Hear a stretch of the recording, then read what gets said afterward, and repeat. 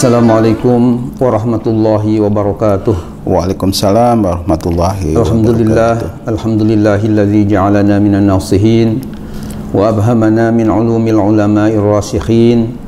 Wassalatu wassalamu ala man nasaha dinuhu adiyanal kafarati wa talihin wa ala alihi wa ashabihi alladhina yatamassakuna syari'atahu salihin. Amma ba'du. Allahumma ij'alna khairan mimma yazunnun wa la tu'akhidna bima yaqulun wa qil lana lima la ya'lamun. Amin. Amin ya Allah ya rabbal alamin.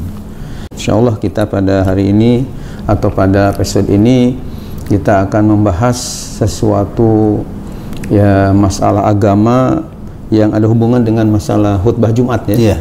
Dan ini menurut saya sangat urgen karena kaitan dengan kesahan ya ibadah.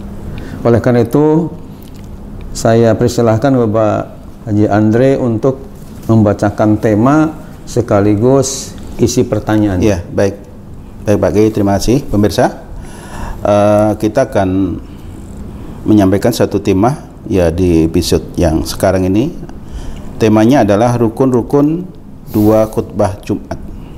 Pertanyaannya, di masjid kami ada khotib Jumat yang ketika menyampaikan khutbah Jumat kedua hanya dengan membaca doa saja. Apakah khutbah Jumatnya sah? Rukun-rukun khutbah itu ada berapa? Adakah ulama yang telah menjelaskannya? Begitu Pak Ki. Baik. Ya. Jadi ini ceritanya di Jumat yang kemarin ya Pak Ki, itu ada satu DKM menanyakan bagaimana sih sebenarnya rukun-rukun khutbah Jumat itu. Baik. Kan ternyata khutbah Jumat itu bukan sembarangan Pak Ki, harus ada ikuti rukunnya, karena rukun itu kan nggak boleh ditinggalkan Pak Ki. Pokok. Iya pokok ya. Ya silakan Pak Ki, kita bahas langsung kepada pemirsa. Baik, saya kira ini masalah yang sangat penting untuk kita umat Islam mengetahuinya karena berkenaan dengan masalah ya ibadah ya. Jadi ibadah itu bisa dikatakan ya sah tentunya apabila istilah bahasa Arabnya itu selain dengan ya istilahnya ilmu ya juga harus muwafaqah li syariah Islamiyah. Ya ini harus sesuai dengan syariat agama Islam. Tidak bisa istilahnya kita ngarang-ngarang sendiri dalam masalah ya tata cara ya ibadah ini.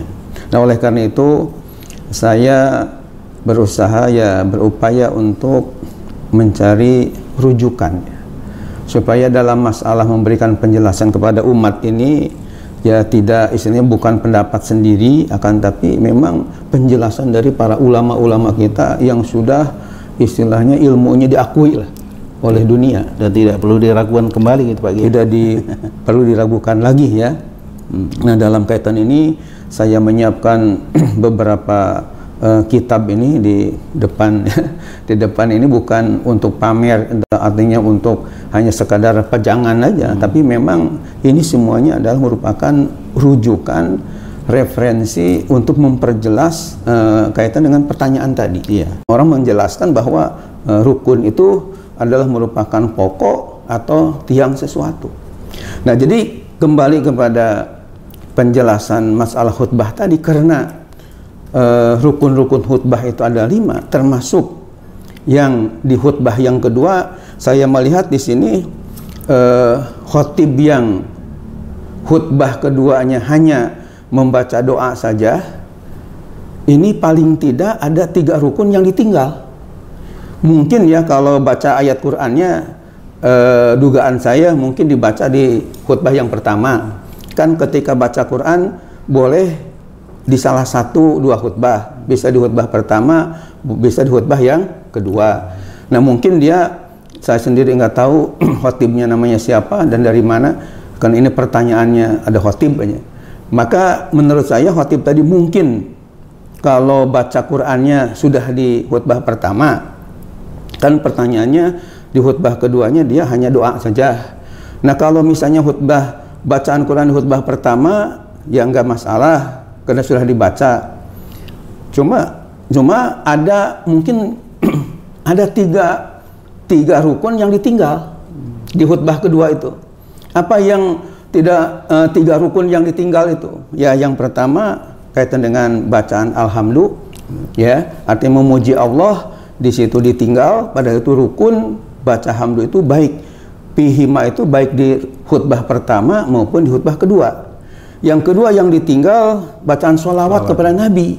Karena kan di sini pihima, ya dari kitab-kitab yang saya baca tadi itu sama, pihima itu pada keduanya. Sholawat kepada Nabi itu sama dengan alhamdulillah tadi, baik di khutbah pertama maupun di khutbah kedua. Nah yang ketiga yang ditinggal oleh khotib tadi ketika di khutbah kedua adalah wasiat bitakwa. Artinya pesan-pesan ketakwaan harusnya pihima pada keduanya, di khutbah pertama dan kedua dia enggak, cuma langsung doa. Nah jangankan Pak Andre, jangankan 3 rukun yang ditinggal, 1 rukun aja itu dinyatakan enggak sah khutbahnya, karena kan harus lengkap 5-5-nya istilahnya dilakukan oleh khotib tadi. Nah oleh karena itu kesimpulannya bahwa khotib tadi ya menurut pandangan kitab-kitab yang sudah kita bacakan tadi atau sebutkan, ini jelas khotib tadi tidak memenuhi ya rukun-rukun yang lengkap. Jadi hanya di khutbah yang kedua itu hanya doa aja, berarti rukun-rukun yang lainnya ditinggal sehingga enggak sah kaitan dengan khutbahnya tadi. Nah oleh karena itu mungkin di akhir pembahasan ini sebagai khulasoh ya kami menghimbau kepada DKM-DKM khususnya yang ada di wilayah Kota Depok ini, karena saya sebagai masih diberi amanah sebagai Ketua Umum Majelis Ulama Indonesia Kota Depok ini ya, jadi menghimbau kepada seluruh DKM-DKM yang ada di Kota Depok ya hendaknya selektif kita ketika memilih atau merekrut seorang khotib ya, yang benar-benar dia seorang khotib selain memang ya katakanlah bacaan Qurannya bagus, juga tentunya fikihnya, ilmu fikih ini nyangkut masalah fikih nih, ya masalah hukum-hukum harus betul-betul diteliti ya, artinya dipahami dengan baik. Dan kalaupun misalnya dia punya mungkin pandangan dari madhab yang lain itu ini ya menurut saya karena ini kita ini mayoritas di kita madhab Syafi'i, jangan sampai menjadikan jamaah yang ada ini menjadi bimbang, menjadi bingung karena tidak biasa gitu, ya. Artinya tidak biasa seperti itu. Oleh karena itu mudah-mudahan ke depan ini tidak terjadi lagi hal-hal yang seperti yang ditanyakan kepada ya kita tadi. Demikian mudah-mudahan pemirsa juga bisa paham dan bisa tercerahkan. Baik. Terima kasih. Wallahu a'lam bishawab. Akhirul kalam. Assalamualaikum warahmatullahi wabarakatuh. Waalaikumsalam warahmatullahi wabarakatuh. Pagi, tanya sedikit Pagi. Kalau sekarang seorang khotib tidak memenuhi dengan 5 rukun yang ada di situ, kemudian sudah terlanjur, itu kalau yang kita pahami itu harusnya seperti apa hukumnya Bagi? Apakah harus mengulang sholatnya lagi ini sebagai tambahan aja Bagi? Ya, jadi ketika misalnya kita tahu bahwa khatib ini tidak sesuai lah dengan rukun-rukunnya tadi, artinya ada yang kurang ya, apalagi sampai 3 rukun tadi, ya hendaknya salah seorang dari makhtubin istilahnya yang dihutbahi ya jamaah yang ada ngasih tahu bahwa tadi ada yang tidak terpenuhi rukunnya, sehingga diulangi lagi walaupun singkat-singkat aja. Kan membaca alhamdulillahirabbil alamin itu sudah sah, membaca misalnya wassalatu wassalamu ala Muhammadin itu sudah sah, kemudian ati Allah wa ati Rasul ittaqullah itu kan sudah sah seperti itu. Yang penting terucap. Nah setelah diulangi walaupun singkat, paling-paling hanya 5 menit, baru melakukan sholatnya, baru insya Allah tidak ada masalah.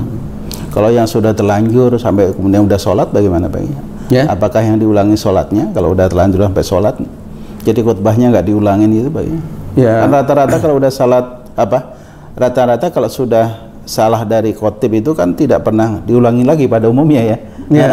Belum pernah ada nih khotib diulangin. Yang ada setelah salah ya paling nggak gerundel aja kan gitu ya, dan sholatnya udah selesai gitu Pak. Apakah sholatnya itu digantikan dengan sholat zuhur atau bagaimana Pak? Ya, Jadi kalau bagi yang tahu nih, bagi yang tahu jelas harus digantikan dengan zuhur tadi karena berarti ada sesuatu yang tidak pas. Iya, pas ya. Ya. Jadi kembali pada keyakinan ya, pada jamaah itu sendiri. Iya. Makanya sekali lagi ya kepada para khotib ya tolong supaya jangan membuat yang aneh-aneh. Ya, sehingga jamaah ini menjadi jadi bingung ya, bimbang, bahkan bisa jadi ibadahnya jadi nggak sah. Iya. Itu yang kita ya pesankan kepada seluruh para ustadz, para kiai, para khutbah, para khatib supaya betul-betul menjaga, ya, sehingga umat Islam ini menjadi tenang, menjadi damai, tidak menjadi gaduh. Itu yang kita harapkan. Ya, baik, terima kasih Pak Kiai.